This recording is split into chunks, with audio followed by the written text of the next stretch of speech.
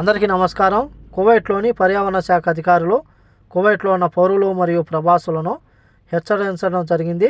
చాలామందిని మనం చూసుకుంటే మాలియాకు వెళ్ళినప్పుడు కానీ లేకపోతే ఇతర ప్రదేశాలకు వెళ్ళినప్పుడు కానీ చెత్తలు ఎక్కడంటే అక్కడ వేస్తూ ఉంటారని చెప్పి అధికారులు గుర్తించడం జరిగింది. దయచేసి కువైట్లో పర్యావరణాన్ని కాపాడాలని చెప్పి పర్యావరణ శాఖ అధికారులు ప్రజలను కోరడం జరిగింది.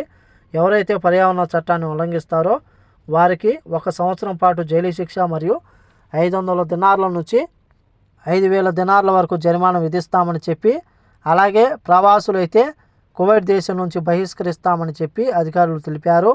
అలాగే గత సంవత్సరం 130 ఉల్లంఘన కేసులు నమోదైతే అందులో 28 మంది ప్రవాసులను కువైట్ దేశం నుంచి బహిష్కరించినట్లు పర్యావరణ శాఖ అధికారులు తెలిపారు.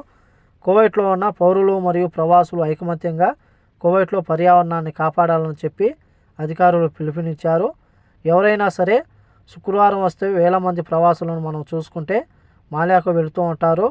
మాలియాకు వెళ్ళినప్పుడు మనం ఏదైతే తినే తిండి కానీ లేకపోతే వేస్ట్ పదార్థాలు, వ్యర్థ పదార్థాలు ఏవైతే ఉంటాయో దగ్గరలో ఉన్న డస్ట్బిన్లో వేయాలని చెప్పి అధికారులు తెలుపుతూ ఉన్నారు.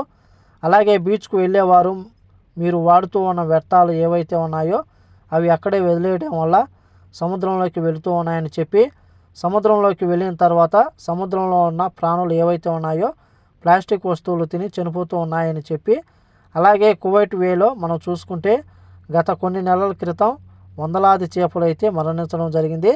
వాటి యొక్క ప్రాణాలను కాపాడాలని చెప్పి, ముఖ్యంగా పర్యావరణాన్ని కాపాడితే మానవ మనుగడ సాధ్యమవుతుందని చెప్పి పర్యావరణ శాఖ అధికారులు తెలిపారు. కాబట్టి కువైట్లో ఉన్న మన భారతీయులందరూ పర్యావరణాన్ని కాపాడాలని కోరుకుంటూ, ఈ వీడియో నచ్చితే లైక్ చేయండి, షేర్ చేయండి, సబ్స్క్రైబ్ చేసుకోండి. నెక్స్ట్ వీడియోలో మళ్ళీ కలుద్దాం. జై హింద్.